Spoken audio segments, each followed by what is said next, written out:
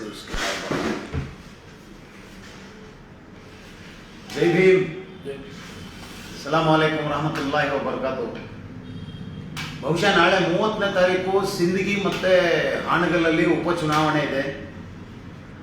ಆ ಉಪಚುನಾವಣೆಯಲ್ಲಿ ಈ ನಡುವೆ ನಾವು ನೋಡುತ್ತಿದ್ದೇವೆ, ಕರ್ನಾಟಕ ರಾಜ್ಯದಲ್ಲಿ ಏನು ಈ ಚುನಾವಣೆ ಸಂದರ್ಭದಲ್ಲಿ ಏನು ಅಪಪ್ರಚಾರ ಪ್ರಚಾರ ಏನೇನೋ ನಡೀತಲ್ಲ, ಎಲ್ಲ ಮಾಧ್ಯಮದಲ್ಲೂ ಕೂಡ ಮುಸ್ಲಿಂ ಮತ್ತು ದಲಿತ ವೋಟರ್ಸ್ ಬಗ್ಗೆನೇ ಜಾಸ್ತಿ ಮಾತುಕತೆ ನಡೀತಾ ಇತ್ತು. ಅಂದರೆ ಚುನಾವಣೆ ಬಂದ ಸಂದರ್ಭದಲ್ಲಿ JDSನ ಮುಖ್ಯಸ್ಥರಾದ ಕುಮಾರಸ್ವಾಮಿ ಅವರು RSSನ ವಿರುದ್ಧ ಮಾತಾಡ್ತಾರೆ.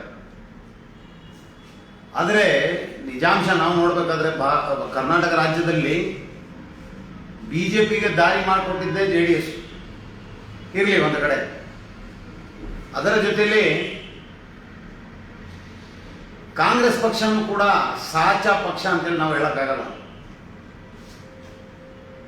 ಭಾರತ ದೇಶದ ಮುಸಲ್ಮಾನರ ಸ್ಥಿತಿಗತಿ ಕಳೆದ 70 ವರ್ಷದಲ್ಲಿ ಯಾವ ರೀತಿ ಇದೆ, ಆರ್ಥಿಕ, ಶಿಕ್ಷಣ, ಸಾಮಾಜಿಕವಾಗಿ, ರಾಜಕೀಯವಾಗಿ, ಇದು ಎಲ್ಲರಿಗೂ ಗೊತ್ತಿರತಕ್ಕಂಥ ವಿಚಾರ. ಚುನಾವಣೆ ಬಂದಿದ ತಕ್ಷಣ ಎಲ್ಲೋ ಒಂದು ಕಡೆ ಮುಸ್ಲಿಂ ನಾಯಕರು, ಕಾಂಗ್ರೆಸ್ ಅಲ್ಲಿ ಇರ್ತಕ್ಕಂಥ ನಾಯಕರು, ಅಂದರೆ ಸ್ಪಷ್ಟವಾಗಿ ಹೆಸರು ಹೇಳ್ಬಿಟ್ಟು ನಾನು ಹೇಳ್ಬೇಕಾಗ್ತದೆ ಇಲ್ಲಿ, ಅದು UT ಖಾದರ್ ಅವರಾಗಲಿ, ಜಮೀರ್ ಅಹಮದ್ ಖಾನ್ ಅವರಾಗಲಿ, ಇದಕ್ಕಿಂತ ಮುಂಚೆ ಬೇರೆ ಚುನಾವಣೆಯಲ್ಲಿ ನಾವು ನೋಡಿದ್ರೆ ರೋಷನ್ ಬೇಗ್ ಆಗಲಿ, CM ಇಬ್ರಾಹಿಂ ಆಗಲಿ, ಜಾಫರ್ ಶರೀಫ್ ಅವರಾಗಲಿ, ಇಂಥವ್ರನ್ನ ಎಲ್ರಿಗೂ ಚುನಾವಣೆ ಸಂದರ್ಭದಲ್ಲಿ ಮುಂದಕ್ಕೆ ಕರೆಸಿ ಆ ಮುಸ್ಲಿಂ ಸಮುದಾಯನ ಓಲೈಸುವಂಥ ಕೆಲಸ ಮಾಡೋಕ್ಕೇನೋ ಹೊರಡ್ತಾರಲ್ಲ,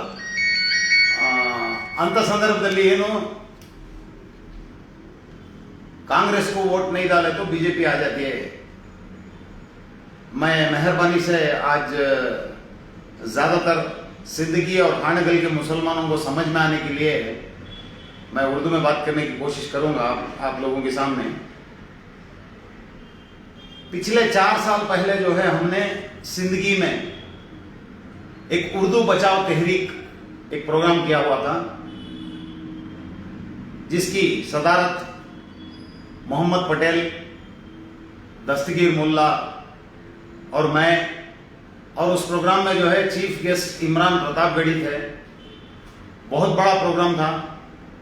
एक मुगलिया सल्तनत के एक प्रिंस तूसी भी आए हुए थे प्रोग्राम को. हमारी एक सोच थी, वो क्या, सिंदगी या फिर बीजापुर की जो आबादी है वहां पर दलित और मुस्लिम का कॉम्बिनेशन ऐसा होगा, आने वाले दिनों में हकीकत में इस मुल्क को या फिर इस स्टेट को, इस सूबे को, बीजापुर या फिर सिंदगी के मुसलमान और दलित लोग मिलकर जो है एक अच्छा खासा सबक सिखाएंगे, ऐसी हमारी सोच थी. लेकिन ये पिछले 4-5 दिनों से हमें देखने को मिल रहा है, कोई एक स्पेसिफिकल एक लीडर आकर मुसलमानों को कन्विंस करता है और कहता है कि यहां का कैंडिडेट फलाना बंदा नहीं है, कैंडिडेट मैं हूं, मुझे वोट डालो. मैं आज आपके सामने एक छोटी सी बात रखना चाहूंगा. आज का एक मौजूदा ताजा एक जिसको कहा जाता है ऐसा एक मुद्दा हमारे सामने आज का मौजूद है. वो थोड़ा पेपर लिया. वो मौजूदा मुद्दा क्या है, बाबा बुढ़नगिरी. बाबा बुढ़नगिरी दरगाह जो है, दादा हयात मीर खलंदर दरगाह का ये मामला है, जिसके बारे में आज हमारे एडवोकेट MK मेत्री साहब और हमारे भाई शफीउल्लाह साहब, ये सब लोग मिलकर जो है जद्दोजहद चलाते आ रहे हैं.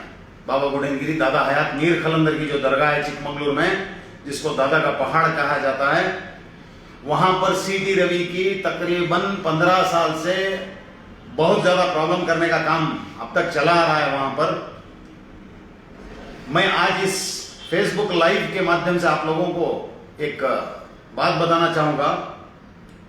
यहां की जो हुकूमत है, बोम्मई साहब की जो हुकूमत है, यानी कि BJP की हुकूमत जो है, वो दादा हयात मीर कलंदर दरबार को, दरगाह की जगह को जो है बीजेपी के लोगों को अपॉइंट करने की एक कमेटी फॉर्मेशन की हुई है उन्होंने, तकरीबन 8 से 10 दिन पहले।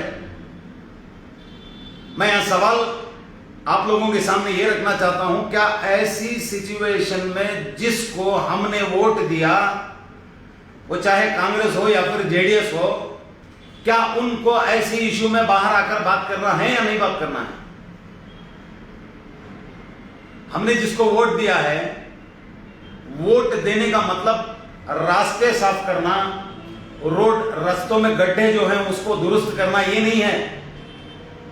सबसे पहली फुर्सत में हम लोगों को यह समझना है, हम जिसके नॉमिनेशन पर जिसको वोट देते हैं, हमारा और हमारे बच्चों का मुस्तकबिल उसके हाथ में देते हैं। वो हमारी तकदीर विधानसभा के अंदर बैठकर आने वाले 5 साल के लिए वो लिखता है। इसका मतलब यह है, बड़े बड़े बुजुर्गों ने बताया है, तकदीर से बिगड़ी हुई तदबीर बना ले, यानी कि प्लानिंग के बगैर अगर काम करे तो सब चीज फ्लैप होने वाली है। आज तक हमने जिस पार्टी को वोट देते आए हैं, उस पार्टी ने आज असेंबली में अपोजिशन का काम कर रही है, यानी कि कांग्रेस पार्टी।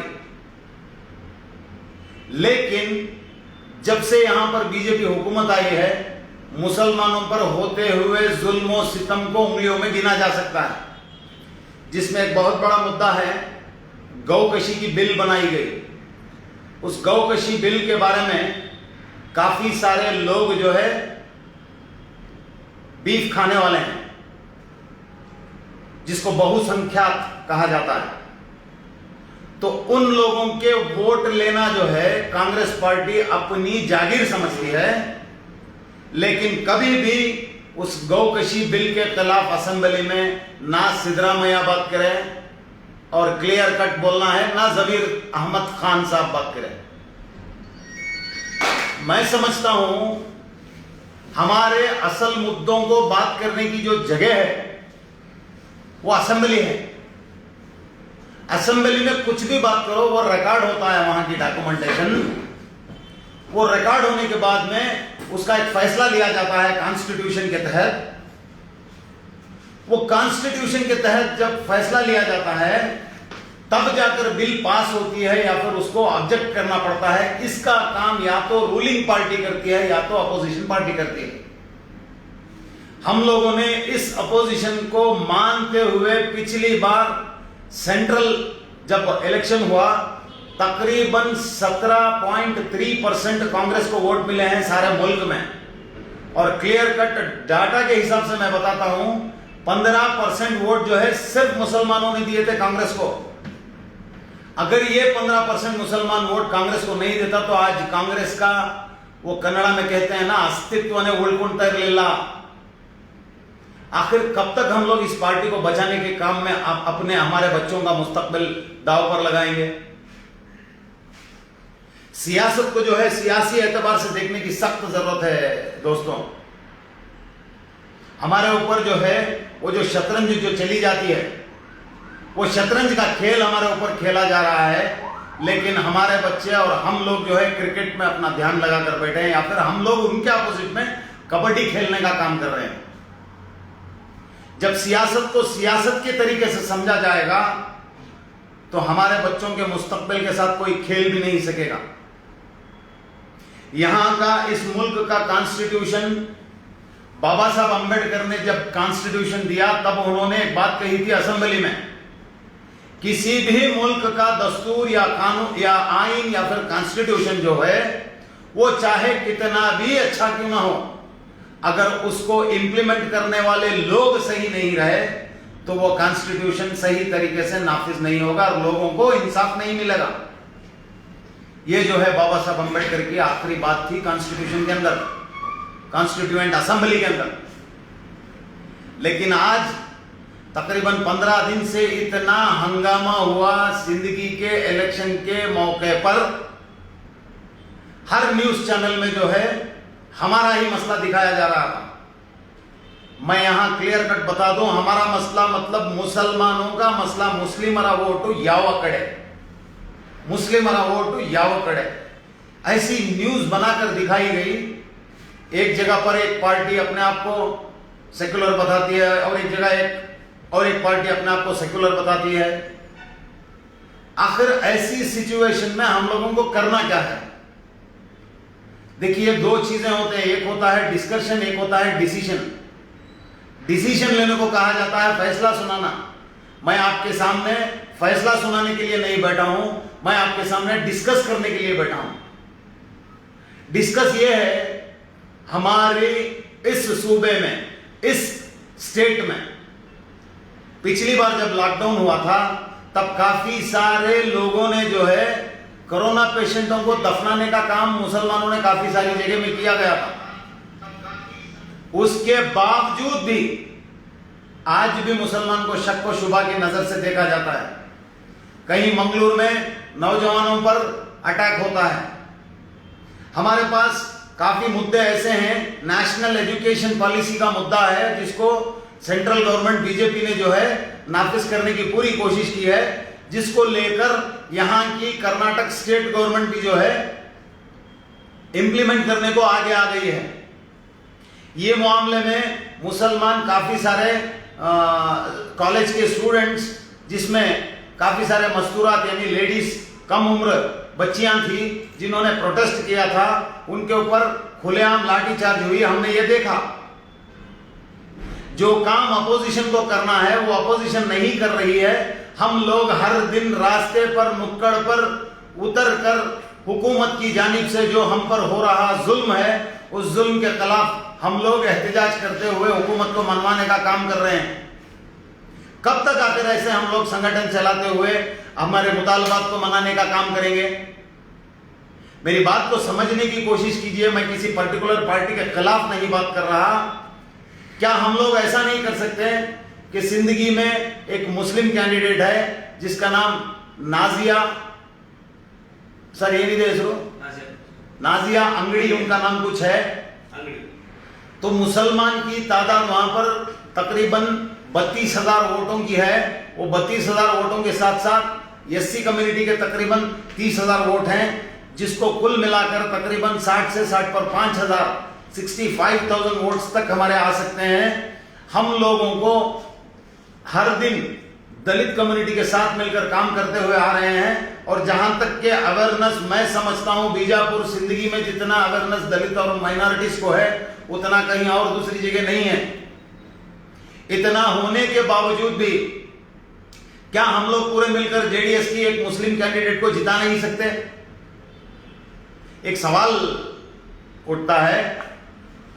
अगर नहीं भी जिताए, अगर हमारे हाथ से हुआ भी नहीं जिताने को, कम से कम इस बार कोशिश करके उसी जेडीएस को वोट देने के बाद कांग्रेस में कम से कम इतना प्रेशर तो आएगा, इतना प्रेशर तो आएगा, कम से कम आने वाले दिनों में उनको दलित कम्युनिटी और मुस्लिम कम्युनिटी के वोट की हकीकत पहचानी जाएगी, मालूमात होगी उनको। होलसेल में मुसलमान हमें ही वोट देता है, ऐसी सोच जो उनकी है। दलित कम्युनिटी हमारे ही चुंगल में फंसी हुई, ऐसी जो सोच है उनकी। कब तक आखिर हम लोग इनकी बॉन्डेड लेबरगिरी करते रहेंगे? ये मुझे स्पेसिफिकली ये वर्ड जो कहना पड़ा, बॉन्डेड लेबर, ये मैंने नहीं कहा। जिसने कांग्रेस पार्टी को बहुत करीब से देखा है, रामविलास पासवान का स्टेटमेंट आप इंटरनेट में चेक कर सकते हैं। Muslims have become bonded laborers in Congress party. Due to the Congress party, Muslims have become bonded laborers. Ramvilas Paswan का मानना था। ठीक उसी तरह उसी पार्टी में काम करते हुए सलमान साहब का कहना है, मुसलमानों के खून से कांग्रेस के हाथ रंगे हुए हैं। सलमान खुर्शीद का कहना है, ये भी चाहे तो आप इंटरनेट में चेक कर सकते हैं। आखिर हम लोग अभी कब तक इस कांग्रेस के भरोसे पर बैठते रहेंगे? ये वो कांग्रेस नहीं है जो प्री इंडिपेंडेंस के दौरान ब्रिटिश के अपोजिट में रास्ते पर, नुक्कड़ पर उतरती थी। यहां पर आज तक पेट्रोल प्राइस को लेकर जब कांग्रेस रास्ते पर उतरती है, प्रोटेस्ट करती है, मैंने मेरी आंखों से देखा है काफी सारी तादाद उस प्रोटेस्ट में मुसलमान की या तो दलित की रहेगी। इनकी पार्टी को फंड देना, इनकी पार्टी को गुलामी करना, क्या हम लोगों ने ये किस्मत लिखा ली है? आज सोचने वाली बात है। मैं आजिज़ाना गुजारिश करता हूं हमारे जिंदगी के दोस्तों से, भाइयों से, बहनों से,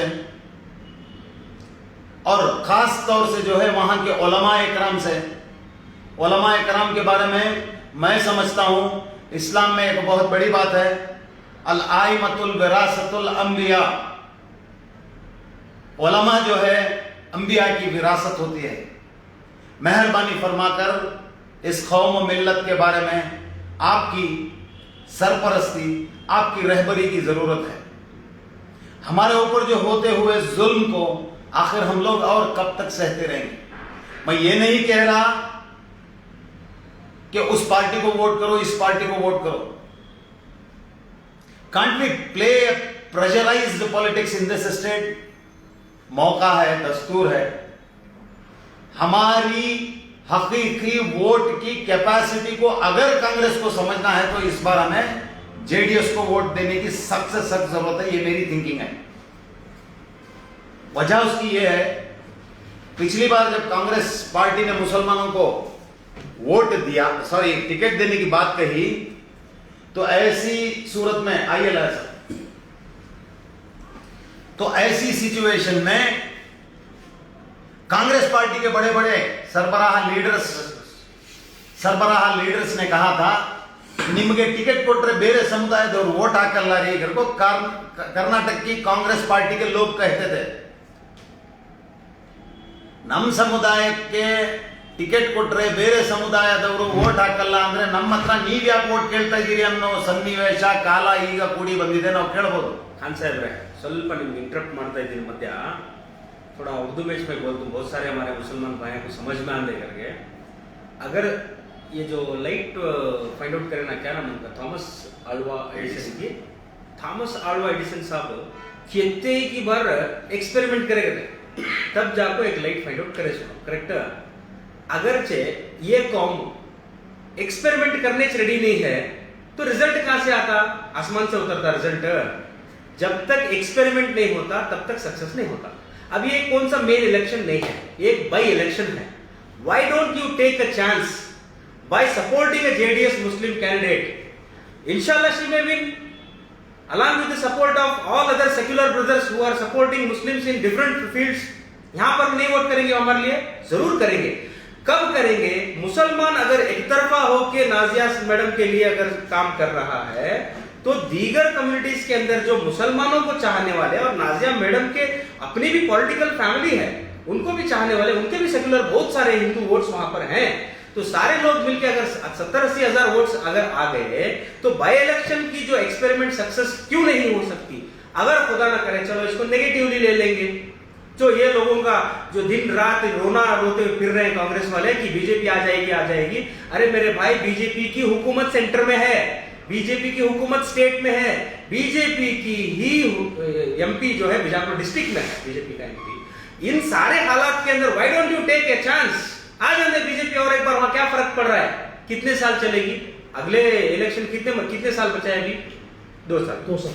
Why don't you people take it as an opportunity for experiment where we can go one-handedly one side, like तुम्हें कांग्रेस की जैसे गुलामी कर रही, एक बार कांग्रेस की गुलामी को भूलकर मेरी बहन खड़ी है, मेरी बेटी खड़ी है, ये सोच के आप वोट क्यों नहीं कर सकते?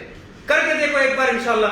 अगर इस बार तुम्हारा एक्सपेरिमेंट कामयाब रहा तो यही कांग्रेस के बड़े बड़े लीडर तुम्हारे कदमों चूमेंगे आके, क्यों नहीं चूम सकते? अगरचे आप लोग यहां पर आपकी बुजदिली दिखाएंगे इस जरिए से कि कांग्रेस की गुलामी करते करते, तो क्या होगा? अगले इलेक्शन में वो लोग जो है ना आपके वोट को काउंट करके रख देंगे, इतने वोट हमारे जेब में है बोल के, बाकी लोगों के लिए वो काम करेंगे। तो तुम्हारे लिए कोई काम नहीं होगा, तुम्हारी कोई सुनवाई नहीं होगी, तुम्हारा कोई पुरसाने हाल नहीं होगा। जिस तरीके से जूते चप्पल खाने की नौबत आज कौम को आई है, यही नौबत आगे कंटिन्यू होने वाली है। ये चेतावनी आज जो है पूरे होशो हवास में सीरियस कंडीशन में हम दे रहे हैं। अगर समझना है तो समझ के काम करेंगे इंशाअल्लाह। बेशक सक्सेस हमारी है। इसके अलावा मैं एक मोस्टली फेसबुक में काफ़ी सारे लोगों ने मुझे बात करते हुए सुना है, या कहीं मुझे छोटा मोटा जो मालिक का कर्म है कहीं स्पीच करते हुए सुना है। मैं आज एक अलग लहजे में आपको समझाने की कोशिश करूंगा। बीजेपी नहीं, उसका बाप आया तो भी कोई भी क्या भी किसका भी नहीं कर ले सकता। वजह उसकी यहाँ पर एक कॉन्स्टिट्यूशन है, वो कॉन्स्टिट्यूशन के खिलाफ चला तो वो कॉन्स्टिट्यूशन की हद में रहकर उसे सवाल पूछने का मौका भी बाबा साहब अम्बेडकर ने मुझे दिया है। बिल्कुल। बीजेपी की नहीं, बीजेपी का बाप आया तो भी यहाँ कोई एनआरसी नहीं ला सकता, कोई सीएए नहीं ला सकता। ये सब षड्यंत्र है। यहाँ सोचने वाली बात क्या, जब भी जुल्म हमारे ऊपर बीजेपी करते तो कांग्रेस क्या सोते रहती है, रास्ते पर क्यों नहीं उतरती? कानूनी लड़ाई क्यों नहीं लड़ती? रास्ते पर क्यों नहीं उतरती? इसके अलावा बाबरी मस्जिद का मसला है, आज भी नेट में उठाकर चेक कर लेना, चेक कर को देखो तुम ना, उसका रिजल्ट मिलता है मस्जिद के अंदर मूर्तियां रखने वाले बीजेपी नहीं कांग्रेस। मुसलमान इस मुल्क में दलित कम्युनिटी की जो इकोनॉमी, सोशल, एजुकेशनल लेवल है, उस लेवल से गए गुजरी हालत मुसलमानों की है, ऐसी सचार कमेटी की रिपोर्ट है। वो सचार कमेटी को अपॉइंट करने वाली कांग्रेस। मैं यहां एक छोटा सा सवाल आपसे पूछूंगा, 70 साल की हुकूमत में जब मुसलमान की हालत इतनी खराब हो गई तो वो 70 साल नरेंद्र मोदी की हुकूमत तो नहीं थी ना? किसकी थी हुकूमत? कांग्रेस की हुकूमत। खान साहब 2010 के अंदर जो कांग्रेस गवर्नमेंट हुकूमत में थी सेंटर पर, तो सीए एनआरसी के बारे में आज मुखालिफत करने की ऐसी कौन सी नैतिकता कांग्रेस के पास है, जिन्होंने बाबा साहेब अम्बेडकर साहब के जमाने में से जो कानून चलने के आ रहा था, इंडियन सेंसस एक्ट को छोड़ के नए से एनआरसी बनाने की जरूरत कांग्रेस को क्या पड़ी? और आज हम बीफ की बात कर रहे हैं। बीफ बिल पहले पास करने वाली कौन सी गवर्नमेंट है? कांग्रेस गवर्नमेंट है। 1965। आज हम बात कर रहे हैं ब्लैक लॉज की, टाडा की। अगर ये आप ढूंढते जाएंगे तो ये टाडा से पहले जितने ब्लैक लॉज बनाए कोटा जैसे, वो किसके थे?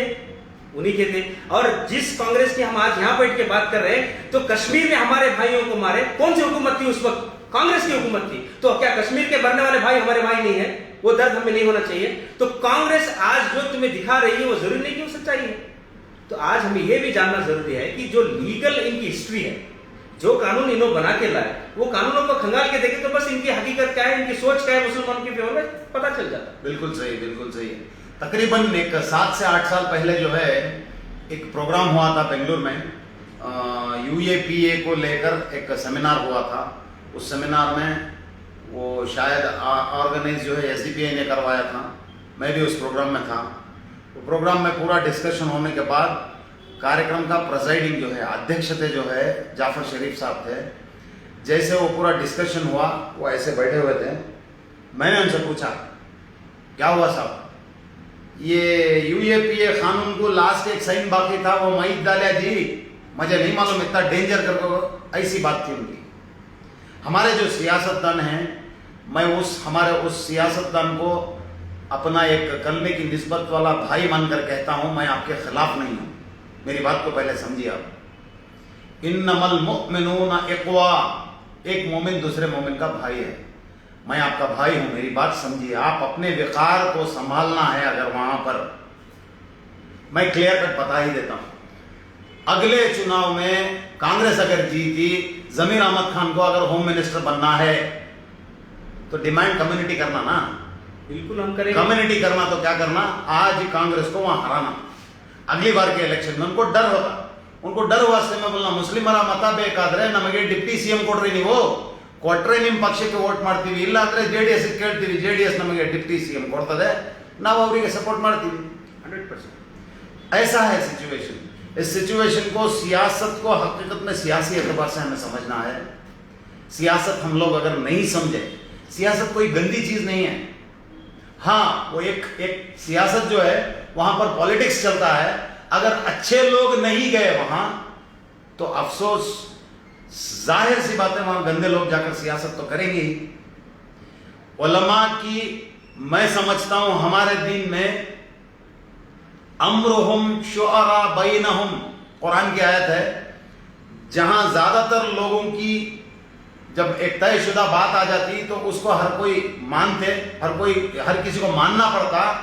मैं आप लोगों से गुजारिश कर रहा हूं, उलमाए कराम से गुजारिश कर रहा हूं, फिर वापस में गुजारिश कर रहा हूं आपसे, मुल्क जो है मुसलमान, इस मुल्क में हालत इतनी खस्ता है हम लोगों की, इतनी खराब है, बच्चों के स्कूल के फीस बनने को तकलीफें हैं। ठीक उसी तरह लॉकडाउन के दौरान बहुत सारी तकलीफें झेल चुके हैं मुसलमान और दूसरे दीगर तबकात भी।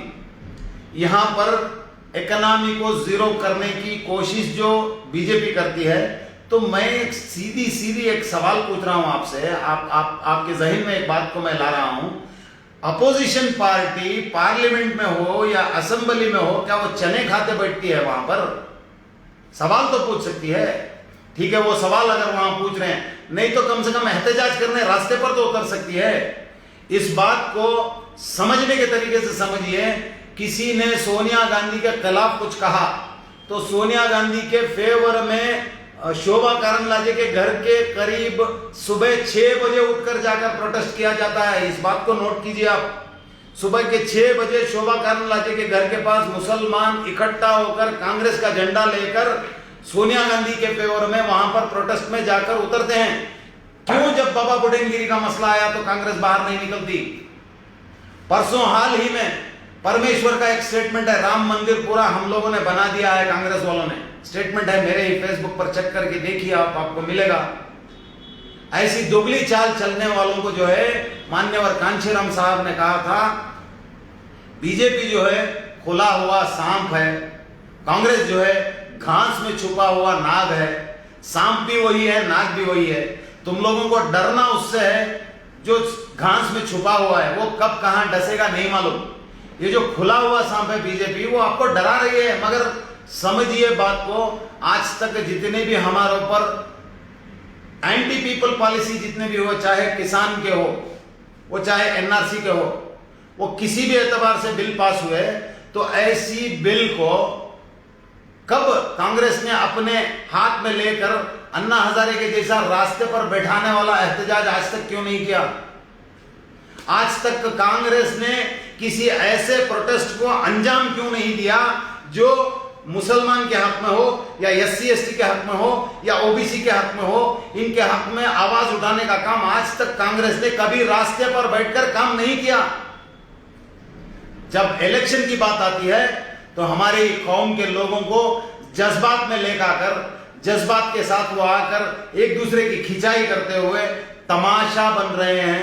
आने वाले नस्लों की जिंदगियां तबाह हो जाएंगी। मेहरबानी से समझिए इस बात को। ಖಾನ್ ಸಾಹೇಬ್ರು ಒಂದು ಪ್ರಶ್ನೆ ಕೇಳ್ತೀನಿ.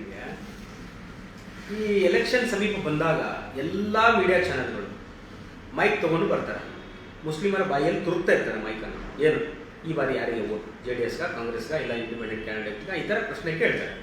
ನನ್ನ ಪ್ರಶ್ನೆ, ಈ ಥರ ಮೈಕನ್ನು ತಾವು ಅನ್ಯ ಸಮಾಜದವರ ಬಾಯಲ್ಲಿ ಯಾಕೆ ಇಡುವುದಿಲ್ಲ? ಅವ್ರು ಯಾರಿಗೆ ಓಟು ಕೊಡ್ತಾರೆ ಅಂತ ನೀವು ಯಾಕೆ ಕೇಳುವುದಿಲ್ಲ? ಇದು ಇದು ಇದು ನಮ್ಮ ವಿರುದ್ಧ ಒಂದು ಷಡ್ಯಂತ್ರನ, ಅಥವಾ ನಮ್ಮನ್ನು ಒಡೆಯುವ ತಂತ್ರನ, ಅಥವಾ ನಮ್ಮನ್ನು ಗುಲಾಮರಲ್ಲಾಗಿ ಕಂಟಿನ್ಯೂ ಮಾಡುವಂತ ಒಂದು ಷಡ್ಯಂತ್ರ ಏನಿದೆ? ಇದು ಹಕೀಕತಲ್ಲಿ ಏನಿದೆ? ಯಾಕೆ ಅವ್ರಿಗೆ ಕೇಳಲ್ಲ, ಯಾಕೆ ನಮಗೆ ಕೇಳ್ತಾರೆ? ಇದೊಂದು ಪ್ರಶ್ನೆ. एक वेव होता है साहब, वो वेव को जो है मीडिया क्रिएट करती है. फॉर एग्जांपल, ನೀವು ಮೇತ್ರಿ ಸಾಹೇಬರಿಗೆ वोट ಕೊಡ್ತೀರಾ ಅಥವಾ एजे खान को वोट ಕೊಡ್ತೀರಾ, लोगों की जितनी ज्यादा मेत्री साहब के बारे में बात आएगी सिर्फ उसी को प्ले किया जाएगा. ಕಾಮನ್ जो लोग रहेंगे वो सोचेंगे ಎಲ್ಲ ಕಡೆ ಒಂದೇ ಕಡೆ ಹೋಗ್ತಾ ಇದ್ದಾರೆ, ನಾವ್ ಯಾಕೆ ಬೇರೆ ಕಡೆ ಉಳ್ಕೋಬೇಕು. ऐसी एक वेव क्रिएट की जाती है जिसको बाबा साहब अंबेडकर ने अपने अंदाज में बड़ा बेहतरीन एक बात कही थी, ಮಾಧ್ಯಮ ನಿಮ್ಮ ಹತ್ರ ಇದ್ರೆ ರಾತ್ರೋರಾತ್ರಿ ಒಬ್ಬ ನಾಯಕನನ್ನ ತಯಾರಿಸಿ ನಿಲ್ಲಿಸಬಹುದು. मैं समझता हूं मुसलमान में काफी सारे ऐसे पैसे वाले हैं, अल्हम्दुलिल्लाह, काफी सारे बिजनेस में हैं, वो अपनी बिजनेस की हद तक बिजनेस कर रहे हैं, कारोबार कर रहे हैं. हमारे पास ज़कात, फितरा, ये सब चीजों का कॉन्सेप्ट होते हुए भी आज तक हम लोगों ने एक मीडिया तक नहीं बना लिया जो हमारी आवाज बनकर आवाज उठा सके. दर्द तो काफी है, मुसलमानों का दर्द काफी है. आज शर्मिंदगी के लिहाज से मुझे बोलना पड़ रहा है, कांग्रेस किस मुंह से वोट मांग रही है, जहां वक्फ बोर्ड की 2,80,000 करोड़ रुपए की प्रॉपर्टी को घपला करके खाने वाली पार्टी जो है कांग्रेस है। ऐसी पार्टी में हमारे जो नुमाइंदे, जो गिने चुने कार्यकर्ता हैं, मस्जिद कमेटी में मैंने किसी को देखा, वो मस्जिद कमेटी का कुछ बंदा है वहां पर, उसने जो है जाकर घर घर में मुसलमानों को कन्विंस करने का काम कर रहा है। हालांकि वो जो बंदा जहां जाकर घरों के पास कन्विंस कर रहा है उसको कंप्लीटली पॉलिटिक्स की नॉलेज है। मैं उसका नाम बताकर यहां उसको हीरो बनाना नहीं चाहता। जिंदगी की गली गली में घूमते हुए वो जाकर घरों में कांग्रेस को वोट देने की बात कर रहा है, जबकि वो क्लियर कट जानता है अशोक मनोगोली जो है आरएसएस की बैकअप से निकला हुआ एक कैडर है। मैं अशोक मनोगोली के खिलाफ बोलने वाली बात नहीं है। ये जो पार्टी षड्यंत्र बनाकर, जो अपना अंदाज दिमाग में रखकर मुसलमानों को हो या फिर एससी एसटी समाज को हो या फिर हिंदुलिज्म यानी कि ओबीसी समाज को हो, आज तक इन्होंने सोशल जस्टिस देने की बात नहीं कही। इस मुल्क में अदर बैकवर्ड कास्ट की कितनी पॉपुलेशन है, आज तक इसका रिकॉर्ड ना सेंट्रल गवर्नमेंट में है ना स्टेट गवर्नमेंट में है। जबकि काफी सारी हुकूमत जो थी कांग्रेस की ही रही है। कांग्रेस ने आज तक अदर बैकवर्ड क्लास के लोगों की मुकम्मल पॉपुलेशन रिपोर्ट नहीं बताई, जितनी परसेंटेज अदर बैकवर्ड क्लास है वो नहीं बताई। वजह उसकी ये है, अदर बैकवर्ड का अगर मुकम्मल पॉपुलेशन बाहर बता दिया जाएगा तो उनको उतने परसेंट उनका हिस्सा देना पड़ेगा। वो चाहे पॉलिटिक्स में हो, चाहे एजुकेशन लेवल में हो, चाहे इकोनॉमिकली स्कीम्स में हो। अगर वो ओबीसी समाज को दे देंगे तो चंद जो कास्ट सिस्टम के लोग हैं, जिनको जातिवादी कहा जाता है, जो जातिवाद पर भरोसा करते हैं, उन लोगों का हिस्सा निकलकर उस ओबीसी समाज को मिल जाएगा। ऐसी सोच रखकर कांग्रेस जो है आज तक ओबीसी समाज की हो। मैं समझता हूं मुकम्मल आज तक मुसलमान की पॉपुलेशन का भी परसेंटेज नहीं बताया गया। बात को जरा अलग अंदाज में बोलना पड़ता है। हमें जो है हुकूमत की सतह पर बताया जाता है कि 14% है हम लोग। मेरे हिसाब से 14% वाले हम नहीं हैं। गरीबी हालत से अनऑफिशियली 25% रहेंगे हमें। वो कांकी एक बहुत बड़े लीडर बोले थे, हमने आता है क्या खाली बैल का गोश्त खाना आता है, दूसरा बच्चा पैदा करना आता है। सच्चाई वो बात। हमारे पास हमारे घरों में जाकर आज देखे तो तुम्हें तकरीबन 5-6 साल पहले के इतने चक्कर को देखो, 4 बच्चे, 5 बच्चे, 6 बच्चे हैं हमारे घर में। इसका काउंटर में जवाब उत्तर प्रदेश में एक दिए थे, 10 बच्चे पैदा करो। कौन? योगी आदित्यनाथ का स्टेटमेंट था, 10 बच्चे पैदा करो। मैं हिंदुओं से कहता हूं कि 10 बच्चे पैदा करो, वो बोल रहे थे। इसका मतलब यह है पॉपुलेशन में मुसलमान की पॉपुलेशन बहुत ज्यादा है। इसको मुकम्मल दिखाया इसलिए नहीं जाता, कहीं तुम लोग मुत्तहिद हो गए, हुकूमत का बहुत बड़ा एक किरदार बन जाओगे, आप पिल्लर बन जाओगे। ये बात उनको समझ में आती है, हम लोगों को समझ में नहीं आती। कॉन्फिडेंस बढ़ जाता है कम्युनिटी। ये बात उन लोगों को समझ में आ रही है, ये बात हमारे उलमा को समझ में नहीं आ रही। मुझे आज बड़ी तकलीफ से, बड़े दुख के साथ कहना पड़ रहा है, मैंने आज दोपहर में एक फेसबुक में स्टेटमेंट देखा जिसमें किसी बंदे ने लिखा था कि जिंदगी के उलमा ने डिसाइड किया है कि कांग्रेस को वोट देंगे। ये क्या सरासर जुल्म है। मैं इतने हजारों लोगों के सामने इन सबको गवाह बनाकर, अल्लाह रब्बुल इज्जत को गवाह बनाकर आपको बता रहा हूं। एक वाकया है जो आप बेहतर कहते हैं, जिस वाकये को मस्जिद में कहा जाता है। हजरत इब्राहिम अलैहिस्सलाम के दौर में आग जब लगी हुई थी, एक परिंदा अपनी चोंच में कतरा कतरा पानी जो है वहां गिरा रहा था। किसी दूसरे परिंदे ने कहा, तेरे इतने खतरे से वो आग नहीं बुझेगी। तो उस परिंदे ने कहा, मैं कयामत के दिन ये गवाह दे सकती हूं कि मैं आग लगाने वालों में नहीं थी, मैं आग बुझाने वालों में थी। ठीक उसी तरह से मैं भी इस आग के बुझाने की आज एक छोटी कोशिश कर रहा हूं। इस कोशिश में हो सकता है आप भी साथ दें, या फिर हम लोगों को बेशक इतना तो यकीन है कि कल कयामत में हम लोगों को जवाब तो देना है। कहीं ऐसा ना हो हमारे पलों में गलतियां की, सदियों में सजा पाई, जो काम हो गए हैं आज तक, ऐसी पलों में जो हो गई हुई गलतियों को आने वाली नस्लों को कहीं और ज्यादा से ज्यादा झुककर गुलामी ना करना पड़ी। तो इसलिए हमें सोचने की सख्त जरूरत है। हम ही ने कहीं रास्ते पर बैठकर साचार कमेटी जारी करो वरना कुर्सी खाली करो, हमने ही प्रोटेस्ट किया है। आज उसी प्रोटेस्ट को भुलाकर अगर हम कांग्रेस को वोट देने की बात कहेंगे तो कहां तक की इंसाफी है? हमारा अपना पॉलिटिकल प्रेशर बनना है, अपनी पॉपुलेशन के हिसाब से हमारा उतना हक हमको मिलना है, एजुकेशनल लेवल पे मिलना है, पॉलिटिकल लेवल पे मिलना है, इकोनॉमिकल लेवल पे मिलना है, सोशल लेवल पर मिलना है। इन सब चीजों में हम लोगों को अपना हिस्सा लेना है तो हम लोगों को समझने की सख्त जरूरत है कि मुसलमान के वोट की, SC ST के वोट की क्या अहमियत है। इस SC ST के और मुसलमान के और क्रिश्चियंस के वोट से जो है मैं समझता हूं तकरीबन 30% हम लोग बना सकते हैं। काफी सारे लोगों में ये भी सवाल उठता है, सवाल ये करते हैं लोग, ऑप्शन नहीं है भाई दूसरा? डेफिनेटली ऑप्शन है।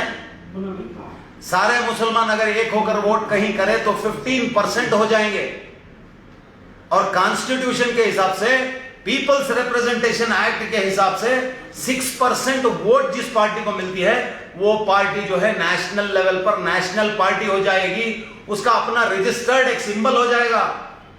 एक मर्तबा हम सब मिलकर एक मर्तबा किसी एक पार्टी को वोट करके हमारा एक नेशनल लेवल का सिंबल अगर बना लेंगे तो आने वाली नस्लों में, आने वाले दिनों में, अगले चुनाव में, अगले इलेक्शन में हम लोग दूसरे जो दीगर दबे कुचले लोग हैं उन लोगों को साथ ले लिए तो नेशनल लेवल की पार्टी में कौन बनता PM?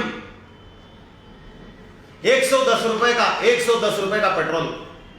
कभी जिंदगी में इतना पेट्रोल का रेट ज्यादा हो गया, रास्ते पर नुक्कड़ पर उतर कर अन्ना हजारे के टाइप में हो, अरविंद केजरीवाल के टाइप में हो, कभी जिंदगी में कांग्रेस ने उतरकर कभी एहतजाज किया? नहीं किया।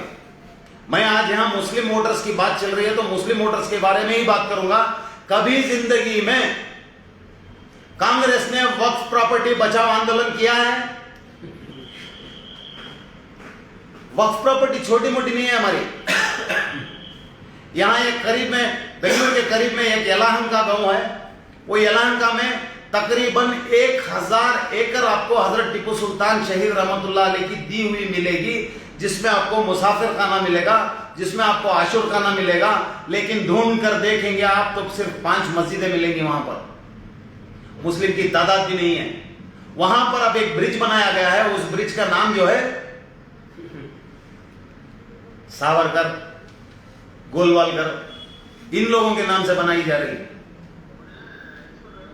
मैं आप लोगों से अदबन गुजारिश करता हूं, कल सवेरे इलेक्शन है, बेहतर किसी की बात ना सुने। हम लोगों को उस वाहिद खुदा के ऊपर ईमान है जिसने कुरान में अपने होने का सबूत कैसे कैसे अंदाज से अल्लाह ने बताया है। हुवल्लज़ी खलक़स समावाति बिग़ैरि अमल, वो जात मेरी ही है जिसने बगैर पिलर के आसमान को बनाया। अल्लाह ने अपनी शान जो है अपनी किताब में इस अंदाज में बताया है। उसी किताब में एक बात है, वह यक़ूमुन नासु बिल क़िस्त, मैंने तुम लोगों को पैदा इसलिए किया है क्योंकि तुम सोसाइटी में सोशल जस्टिस को नाफिज करो। सोशल जस्टिस का मतलब जिसकी जितनी हिस्सेदारी उसकी उतनी भागीदारी। यही नारा था महात्मा ज्योतिबा फुले का, यही नारा था शाहू महाराज का, यही नारा था बाबा साहब अंबेडकर का, यही नारा था मान्यवर कांशीराम साहब का, और हमारा कॉन्स्टिट्यूशन भी वही बात करता है। और सरकार मदीना सल्लल्लाहु अलैहि वसल्लम की जिंदगी को, उनकी हयात तैयबा को अगर हम देखेंगे, मीसाख मदीना एक किताब है, या फिर इंटरनेट पे चेक करके देखिए आपको मिल जाएगा। जब मक्के से मदीने को हिजरत करें, हिजरत होने के बाद वहां पर एक कानून बनाया गया जिसको कॉन्स्टिट्यूशन ऑफ मदीना कहा जाता है। वो कॉन्स्टिट्यूशन ऑफ मदीना ने 54 आर्टिकल्स हैं जिसमें एक बात है कि फ्रीडम ऑफ रिलीजन, अल्लाह के नबी सल्लल्लाहु अलैहि वसल्लम ने दीगर मजहब वालों को उनके दीन पर फॉलो करने की इजाजत दी थी। उन कम्युनिटी के जितनी पॉपुलेशन थी उनका हिस्सा उस दौर की हुकूमत में रसूलुल्लाह सल्लल्लाहु अलैहि वसल्लम ने दिया था। यह हमें समझने की जरूरत है।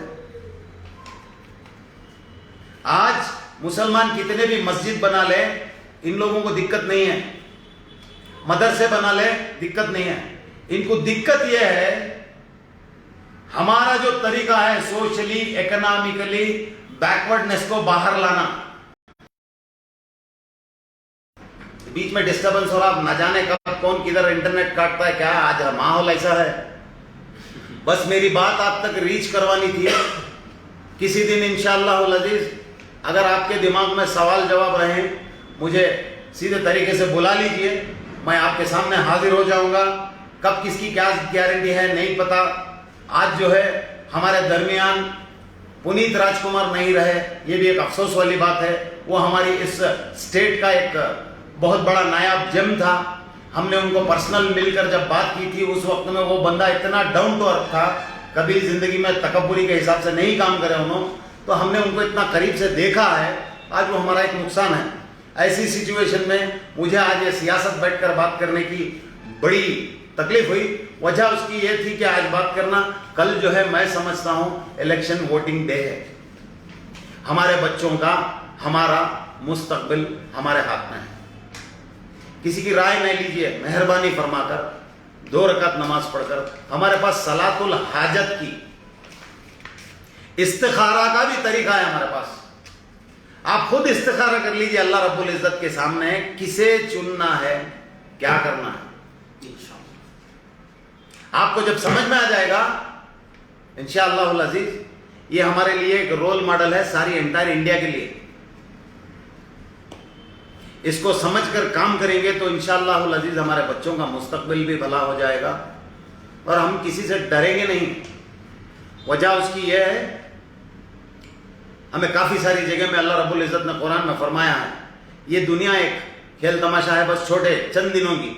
आखिरत की ज़िंदगी बड़ी बेहतरीन है और वो आखिरत की ज़िंदगी को काम करने के लिए जो है उसको सियासत भी एक हिस्सा है उसका। लक़द काना लकुम फ़ी रसूलिल्लाहि उस्वतुन हसना। अल्लाह ने अपने हबीब जनाब मोहम्मद रसूलुल्लाह सल्लल्लाहु अलैहि वसल्लम के मुताल्लिक़ एक बात कुरान में फरमाई है, रसूलुल्लाह सल्लल्लाहु अलैहि वसल्लम की ज़िंदगी आपके लिए बड़ा बेहतरीन एक रोल मॉडल है। तो रोल मॉडल के हिसाब से मैं चंद नाम गिनवाऊंगा आपके सामने, उनके नाम से उनकी लिखी हुई किताबें देख लेना आप, वो बताएंगे रसूलुल्लाह सल्लल्लाहु अलैहि वसल्लम की सियासत कैसी थी। एक था डॉक्टर H.G. वेल्स। मैं फिर वापस रिपीट करता हूं आपको, डॉक्टर H.G.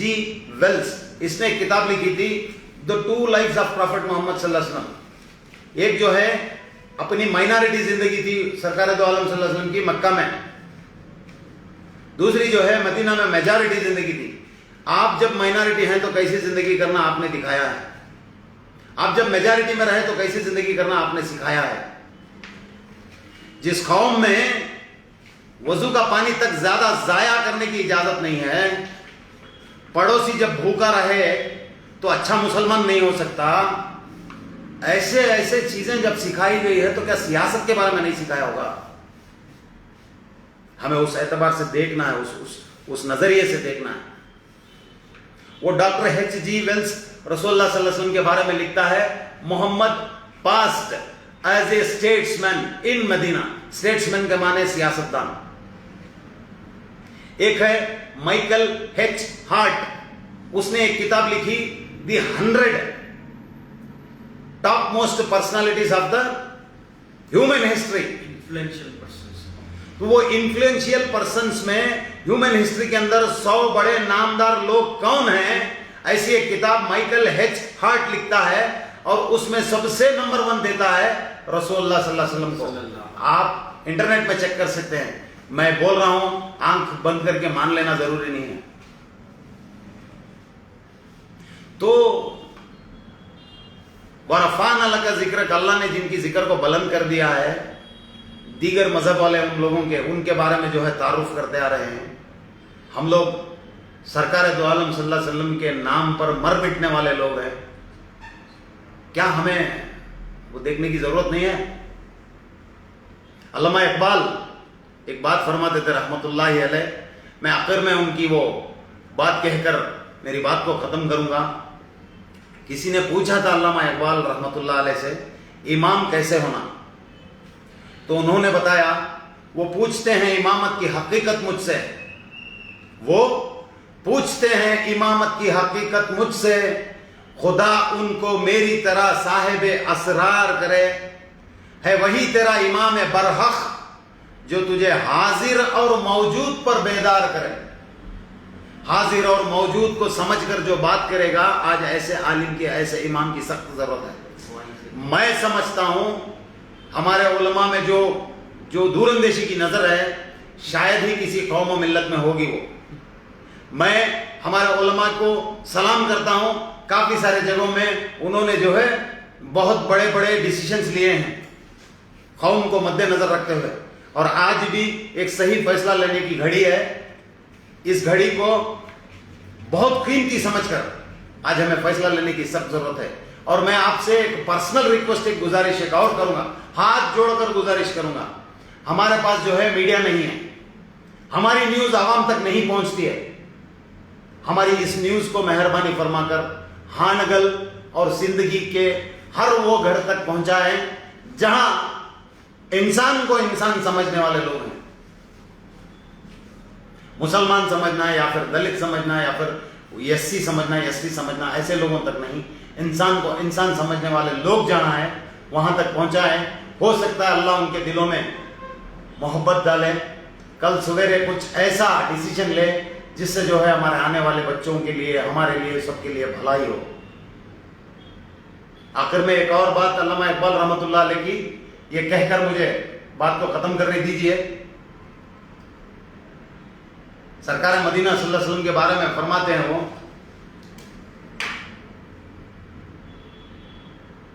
हमको जमीयत की खातिर ये परेशानी थी।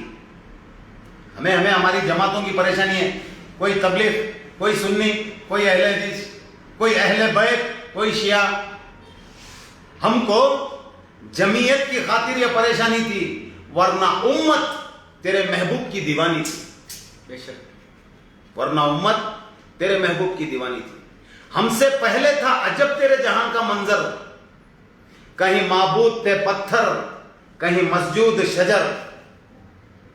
बहुत बड़ी बात है कहने को, और जिंदगी बाकी रही, अल्लाह ने अगर सांसें बाकी रखी, इंशाअल्लाह अजीज आखिरी सांस तक इंसानी हुकूक के लिए काम करते रहेंगे। इसकी वजह रसूलुल्लाह सल्लल्लाहु अलैहि वसल्लम का सबसे पहला काम जो था, दीन को फैलाने से पहले हल्फुल फुजूल नामी अपनी एक तंजीम थी जिसमें इंसानी हुकूक के ऊपर काम किया जाता। अगर आप चाहें तो इसके बाद में वो सब स्क्रीनशॉट्स को मैं यहाँ पर पोस्ट कर दूंगा, देख लेना, गूगल में आपको मिल जाएगा। हल्फुल फुजूल नामिया सरकार दो आलम सल्लल्लाहु अलैहि वसल्लम की अपनी एक संगठन थी जिसके जरिए से लोगों के परेशानियों को, उनके इंसानी हुकूक को दिलाने का काम करते थे। आज हमें भी वही काम करना है। क्यों? हम उनके मानने वाले हैं जिनको अल्लाह ने कौसर अता किया है, दुनिया भी हमारी, क़यामत भी हमारी। बस मेरी बात को खत्म करता हूं। हमारे शफी भाई भी बहुत सारा काम किए हुए थे। पिछली बार इन्होंने भी बेंगलुरु में कॉर्पोरेटर इलेक्शन कॉन्टेस्ट करे, ठीक उसी तरह से आखिर वक्त में आकर नहीं भी बीजेपी आ जाती है, इनको डालो उनको डालो, यहां बिठा डाले। जब कभी भी जबरदस्ती होती है, हमारे ऊपर जुल्म होता है, अरेस्ट होती तो हमें रोड पर अरेस्ट होती, जेला हमें देखना, कैसा हमें दला लेना, हर दिन ये काम कर रहे हैं। बस हमारी खबर की झड़ती के लिए है, हमें किसी की तारीफ या वाहवाही के लिए नहीं कर रहे हैं, हमारी खबर की झड़ती के लिए। कल आकर सवाल पूछा जाएगा, मन रब्बु का, मेरा रब कौन है? मैं बोल सकता हूं मेरा रब है, मगर वो रब ने जो मुझे इंसानी हुकूक दिए थे, हुकूकुल्लाह, हुकूकुल इबाद, इस्लाम दो चीजें सिखाता है, एक है अल्लाह का हक, हुकूकुल इबाद, इंसानी हक। मेरा किसी इंसान पर क्या हक है, ये मुझे अगर मैं नहीं करूंगा तो मुझे सवाल होगा। मैं मेरी खबर के अजाब से बचने के लिए बस ये काम कर रहा हूं। हो सकता है मेरी बात आप समझेंगे।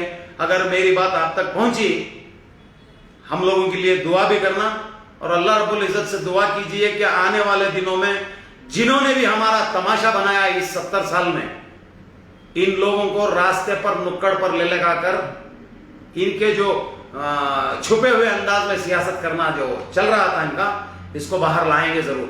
और वहां जो हमारे दीगर भाई हैं उनको समझाएंगे, उनको बाहर लाएंगे, उनको बाहर लाने के बाद उनके हाथ मजबूत करेंगे, उनकी ताकत बनकर खड़े रहेंगे। वो सीएम बनने के काबिल के शख्स हैं, किसी और के पीछे ऐसा काम करते हैं, हमें बड़ा अफसोस होता है। हमारा लीडर ऐसा काम कर रहा नहीं, मुझे बड़ा अफसोस होता है, बड़े शान के साथ कहना पड़ता है। पिछली बार यहां कंटोनमेंट रेलवे स्टेशन में काफी सारे बच्चों को पकड़ लिया गया था, कोई नहीं आया, जमीर अहमद खान साहब आकर छुड़ाए। हमें शान है, हमें खुशी है, हमारा सदर, हमारा लीडर ऐसा है। मगर किसी और की सियासत के लिए जाकर करना जरा समझो मेहरबानी से। वाखिरुद्दावाना अल्हम्दुलिल्लाहि रब्बिल आलमीन। जय भीम, जय टीपू सुल्तान, जय मूल निवासी।